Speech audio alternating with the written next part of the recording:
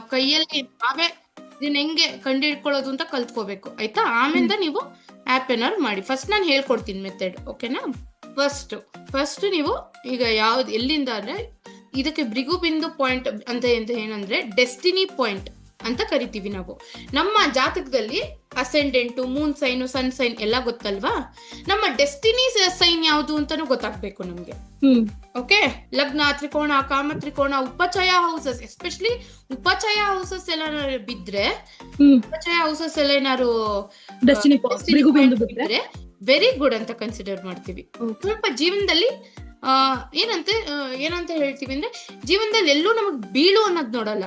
Like ತುಂಬಾ neutral ಆಗಿ ಚೆನ್ನಾಗಿ ಹೋಗುತ್ತೆ ಲೈಫ್ ಅನ್ನೋದು ಉಪಚಯ ಹೌಸಸ್ ಅಲ್ಲಿ ಹೇಳುತ್ತೆ. ಯಾವತ್ತೂ ನಮ್ ಕೈ ದುಡ್ಡು ಖಾಲಿ ಆಗಲ್ಲ, ಅಥವಾ ಸಮಥಿಂಗ್ ಏನ್ ಹೇಳ್ತೀವಿ, ನಮ್ಗೆಲ್ಲೂ ಡೌನ್ ಫಾಲ್ ಅನ್ನೋದು ತುಂಬಾ ಟೆರಿಬಲ್ ಆಗಿ ನೋಡಲ್ಲ. ಆ ಡೆಸ್ಟಿನಿ ಪಾಯಿಂಟ್ ನಮ್ಮನ್ನ ಹಿಡಿದು ಬಿಡುತ್ತೆ ಅಂತ ಕನ್ಸಿಡರ್ ಮಾಡ್ತೀವಿ. ಅದೇ ಲಗ್ನ ಕೇಂದ್ರದಲ್ಲಿತ್ತು ಅಂದ್ರೆ extremely very good, extremely good. ತ್ರಿಕೋಣ ಲಕ್ ಫ್ಯಾಕ್ಟರ್, ನಿಮ್ಗೆ ಲಕ್ ತುಂಬಾ ಚೆನ್ನಾಗಿ ವರ್ಕ್ ಆಗುತ್ತೆ. ಕಾಮ ತ್ರಿಕೋಣ ನಿಮ್ಮ ಆಸೆಗಳನ್ನೆಲ್ಲ ಅದೇ ಉಚ್ಚೇದಿಸುತ್ತೆ ಅಂತ. ಏನ್ ಆಸೆಗಳಿದೆಯೋ ಡೆಸ್ಟಿನಿ ಪಾಯಿಂಟ್ ಅದನ್ನ ಈಡೇರಿಸ್ಕೊಳಕ್ ನಿಮಗೆ ತಂದ್ಕೊಡುತ್ತೆ ಅಂತ ಹೇಳ್ತೀವಿ, ಓಕೆನಾ. ಹೇಗೆ ಇದನ್ನ ಕ್ಯಾಲ್ಕುಲೇಟ್ ಮಾಡಬೇಕು ಅಂದ್ರೆ, ರಾಹು ಮತ್ತೆ ಚಂದ್ರನ ಸಂಬಂಧದಿಂದ ನಾವು ನಮ್ಮ ಭೃಗುಬಿಂದು ನಾಡಿ ಅಂದ್ರೆ ಡೆಸ್ಟಿನಿ ಪಾಯಿಂಟ್ ನ ಕಂಡುಹಿಡಿತೀವಿ. ಓಕೆ, ಫಸ್ಟ್ ಯಾವತ್ತು ನಾವು ಕೌಂಟಿಂಗ್ ಶುರು ಮಾಡ್ಬೇಕಾಗಿರೋದು ರಾಹು ಇಂದನೇ, ಎಂಡ್ ಆಗ್ಬೇಕಾಗಿರೋದು ಚಂದ್ರ ಇಂದ. ಇದನ್ನ ಜ್ಞಾಪಕ ಇಟ್ಕೋಬೇಕು. ಫಸ್ಟ್ ಕೌಂಟಿಂಗ್ ಶುರು ಆಗ್ಬೇಕಾಗಿರೋದು ರಾಹು ಇಂದ, ಎಂಡ್ ಆಗ್ಬೇಕಾಗಿರೋದು ಚಂದ್ರನಿಂದ. ಓಕೆ, ಈಗ ನಾನು ಒಂದು ಹೇಳ್ತೀನಿ ಆಯ್ತಾ, ನೀವು ಅದನ್ನೇ ಕಾನ್ಸಂಟ್ರೇಟ್ ಮಾಡಿ. ಫಸ್ಟ್ ಹೇಗೆ ಕ್ಯಾಲ್ಕುಲೇಟ್ ಮಾಡೋದು, ಫಸ್ಟ್ ನಾವೇನ್ ತಗೋಬೇಕು, ಯಾವ ಗ್ರಹಗಳು ಎರಡು ಹೇಳ್ದೆ, ರಾಹು ಅಂಡ್ ಚಂದ್ರ.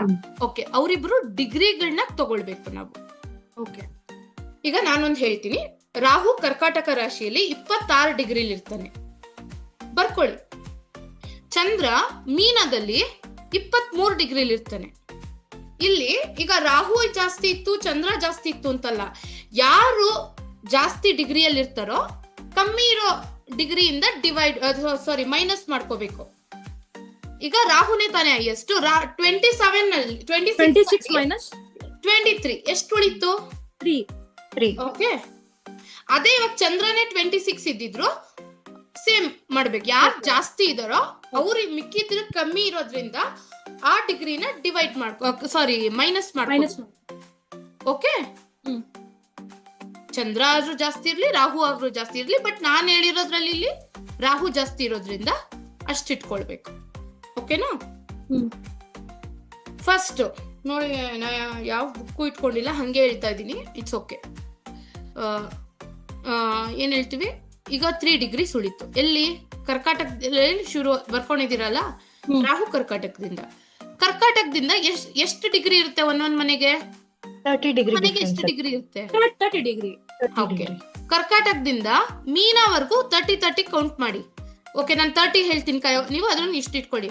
ಕರ್ಕಾಟಕ 30, ಸಿಂಹ 30, ಕನ್ಯಾ, ತುಲಾ, ವೃಶ್ಚಿಕ, ಧನಸ್ಸು, ಮಕರ, ಕುಂಭವರೆಗೂ 30 ಆಡ್ ಮಾಡ್ಕೊಳ್ಳಿ. 240 ಎಷ್ಟಾಯ್ತು? 240. ರಿಮೈನಿಂಗ್ ಎಷ್ಟಿತ್ತು ಅಲ್ಲಿ? ಚಂದ್ರ ಮತ್ತೆ ರಾಹು ಇಂದ 3 ಡಿಗ್ರಿ, 243. ಮೀನಾಗೆ ಚಂದ್ರನಲ್ಲಿ ರಿಮೈನಿಂಗ್ ಇಟ್ಟಿರ್ಬೇಕು. ರಾಹು ಇಂದ ತಗೊಂಡಿದ್ದು ಚಂದ್ರನಲ್ಲಿ ರಿಮೈನಿಂಗ್ 3 ಇಟ್ಟಿರ್ತೀರಾ ಮೀನ್ ರಾಶಿಲಿ. 243. ಕರ್ಕಾಟಕ ಇಂದ ಕುಂಭವರೆಗೂ 30 ತಗೊಂಡ್ ಬಂದು ಮೀನದಲ್ಲಿರೋ ರಿಮೈನಿಂಗ್ 3 ಆದ್ರೂ ಆಗ್ಲಿ 4 ಆಗ್ಲಿ 8 ಎಷ್ಟು ರಿಮೈನಿಂಗ್ ಇರುತ್ತೋ ಆ ರಿಮೈನಿಂಗ್ ರಾಶಿಯಿಂದ ಆಡ್ ಮಾಡ್ಕೊಳ್ಳಿ. ಎಷ್ಟಾಯ್ತು? 243. ಕರೆಕ್ಟ್. Now 243 divide into 2. 121.5. ಆಯ್ತಾ? ನಾವು ಸೇಮ್ ವೇ ವಾಪಸ್ ಕರ್ಕಾಟಕಕ್ಕೆ ಹೋಗಿ ರಾಹು ಇಂದಾನೇ ಕೌಂಟ್ ಮಾಡ್ಬೇಕು. ಅದಕ್ಕೆ ರಾಹು ಎಲ್ಲಿ ಪ್ಲೇಸ್ ಇರ್ತಾನೋ ಅಲ್ಲಿಂದಾನೇ ಕೌಂಟಿಂಗ್ ಶುರು ಮಾಡ್ಬೇಕು. ಆಯ್ತಾ? ಕರ್ಕಾಟಕಕ್ಕೆ 30 ಕೊಡಿ, ಸಿಂಹಕ್ಕೆ 30 ಕೊಡಿ, 120 ವರ್ಗೂ ಎಲ್ಲಿಗೆ ಬರುತ್ತೆ ಕೊಡಿ. ತುಲಾವರೆಗೂ 120 ಮುಗೀತು. ಆಯ್ತಾ? ನೆಕ್ಸ್ಟ್ 1.5 ಇದ್ರು 120 ಆಯ್ತು ಅಂದ್ರೆ ಮುಗೀತು. 1.5 ಆದ್ರೂನು we should go for next house only. So ಇಲ್ಲಿ ಭೃಗಬಿಂದು ಪಾಯಿಂಟ್ ಯಾವ್ದಾಯ್ತು? ವೃಶ್ಚಿಕ ಆಯ್ತು. ಓಕೆ, ಅರ್ಥ ಆಯ್ತಾ? ಕೌಂಟ್ ಮಾಡೋದ್ ಬರುತ್ತಾ? ಹ್ಮ್. ನೀವು ನಿಮ್ದು 2 ಜಾತಕದಲ್ಲಿ ಕೌಂಟ್ ಮಾಡಿ ಕಳಿಸ್ಬೇಕು ಈ ತರ. ಮ್ಯಾಮ್ ಇಲ್ಲಿ 121.5 ಅಂತ ಹೇಳಿದ್ರಿ ಅಲ್ಲ ಮ್ಯಾಮ್. ಸೊ 120 ಬಂದು ಎಲ್ಲರಿಗೂ ಬರುತ್ತೆ ಮ್ಯಾಮ್ ಇವಾಗ? ತುಲಾವರೆಗೂ ಬಂದು ಇಲ್ಲ. ಕಂಪ್ಲೀಟ್ ಆಗೋಯ್ತು. ಓಕೆ 1.5 ಆರು ಇರ್ಲಿ, 0.5 ಆರು ಇರ್ಲಿ, ಇಲ್ಲ 13 ಇರ್ಲಿ, 20 ಇರ್ಲಿ, 29 ಇದ್ರೂನು ಅದು ವೃಶ್ಚಿಕಾಲೇ ಬಿಡುತ್ತೆ. 31 ಆಗೋಗ್ಬಿಟ್ರೆ ವೃಶ್ಚಿಕ 30 ಮುಗ್ದು 1 ತಿರ್ಗಾ ಕುಂಭ ಧನುಸ್ಕೋಗುತ್ತೆ. ಅರ್ಥ ಆಯ್ತಾ? Yes, ma'am. 120 ಮುಗೀತಂದ್ರೆ ಮುಗೀತದು. 1.5 ನೆಕ್ಸ್ಟ್ ಗೆ ಹೋಗ್ಬೇಕು. ಆ 1.5 ಡಿಗ್ರಿ ಯಾವ ನಕ್ಷತ್ರ, ಯಾವ ಪಾದದಲ್ಲಿ ಬೀಳುತ್ತೆ? ವಿಶಾಖ ನಕ್ಷತ್ರದ 4ನೇ ಪಾದ. ಯಾಕಂದ್ರೆ ವೃಶ್ಚಿಕ ರಾಶಿಯಲ್ಲಿ 1.5 ಡಿಗ್ರಿ ಅಂದ್ರೆ ಯಾವ್ದು ಬರುತ್ತೆ? ಮೊದಲನೇ First one. ನಕ್ಷತ್ರದ ಬೀಳುತ್ತೆ. ಅದ್ಯಾವ್ದು ನಕ್ಷತ್ರ ಬರುತ್ತೆ ವೃಶ್ಚಿಕಲ್ಲಿ?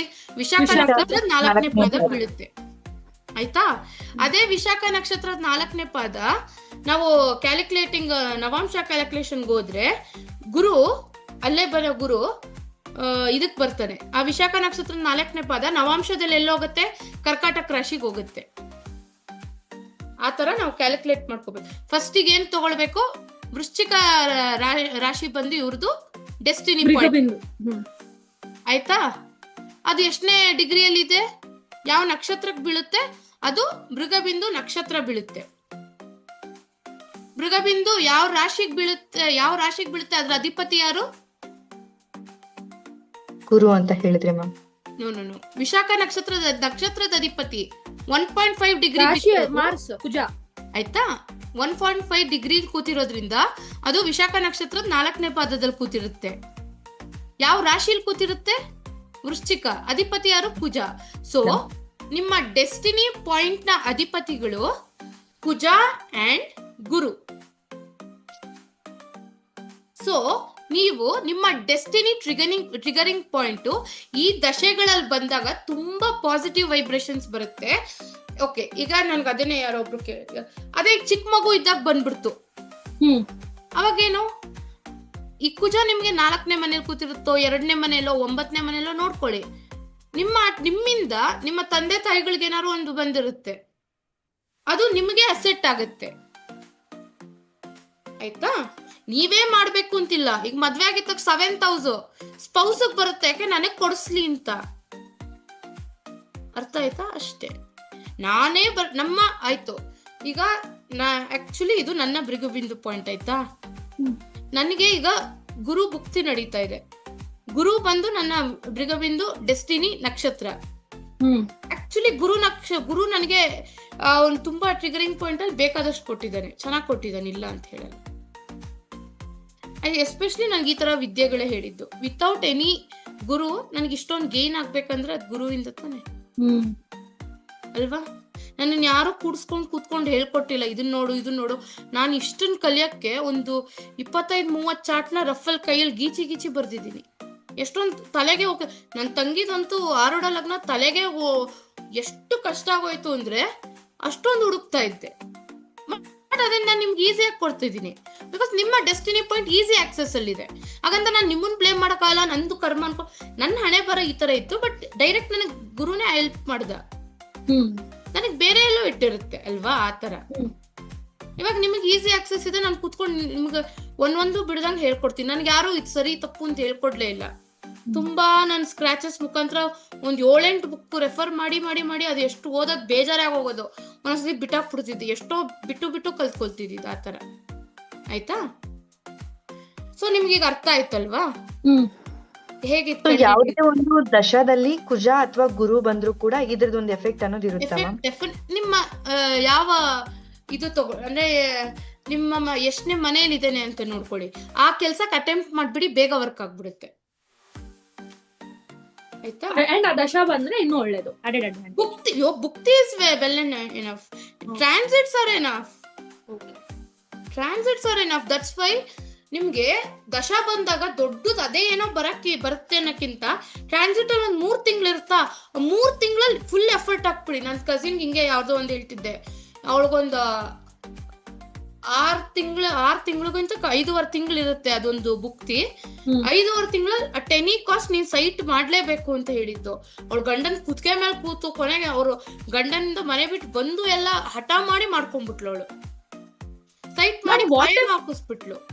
ವಾಟ್ ಇಫ್ ದೀಸ್ ಇವಾಗ ಲೈಕ್ ಇದ್ರಲ್ಲಿ ಈ example Kuja is the rashi what I said, Kuja ನಾನು ಏನ್ ಹೇಳ್ತಾ ಇದ್ದೀನಿ, ನಿಮಗೆ ಯಾವ್ಯಾವ ಟ್ರಿಗರಿಂಗ್ ಹಾ. ಪಾಯಿಂಟ್ ಹೇಳಿ.